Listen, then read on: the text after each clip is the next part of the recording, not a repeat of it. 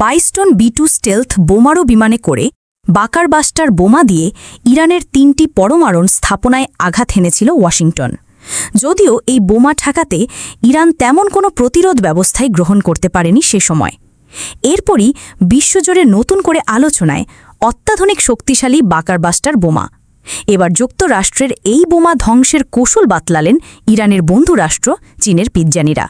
চীনের সামরিক গবেষকদের পরাদ দিয়ে এইসব বোমা ঠেকাতে ব্যতিক্রমধর্মী কৌশলের কথা প্রকাশ করেছেন সাউথ চায়না মর্নিং পোস্ট।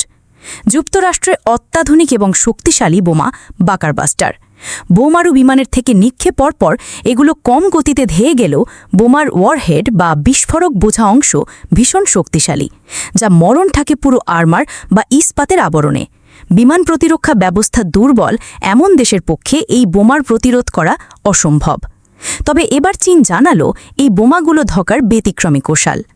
চীনা বিজ্ঞানীরা বলছেন এগুলো ধ্বংস করতে আক্রমণ করতে হবে বোমার দুর্বল অংশে বা পাশ থেকে, কারণ বোমার নাকের দিকটা অত্যন্ত শক্তিশালী আবরণের মাধ্যমে রক্ষা করা হলেও এর পাশেই থাকে পাতলা স্টিলের প্রলেপ, যার পুরুত্ব মাত্র কয়েক সেন্টিমিটার। ফলে এক বা দুটো বিমান বিধ্বংসী কামানের গোলা দিয়ে সেটি ভেদ করা সম্ভব।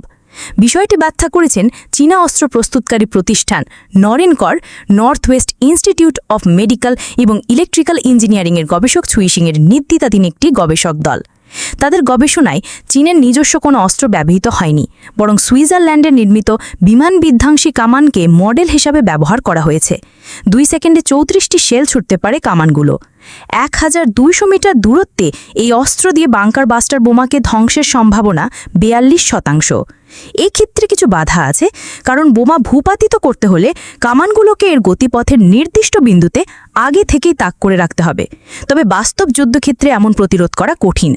আরেকটি সমস্যা হলো আধুনিক বোমাগুলো গন্তব্যের কাছে এসে বদলে ফেলতে পারে গতিপথ, ফলে নির্ধারিত আঘাতের বিন্দু ভুল হয়ে যেতে পারে। চোখের পলকে এমন প্রতিরোধ করতে অত্যাধুনিক রাডার এবং কম্পিউটার চীনের হাতে থাকলেও নেই দুর্বল এবং ছোট দেশগুলোর। বিশ্লেষকের মতে এই গবেষণা ভবিষ্যতে প্রযুক্তিগত প্রতিরোধ সক্ষমতা বৃদ্ধিতে সহায়ক হলেও বাস্তব যুদ্ধক্ষেত্রের প্রয়োগ নির্ভর করবে সামগ্রিক কৌশল প্রস্তুতি এবং যুদ্ধ পরিস্থিতির ওপর।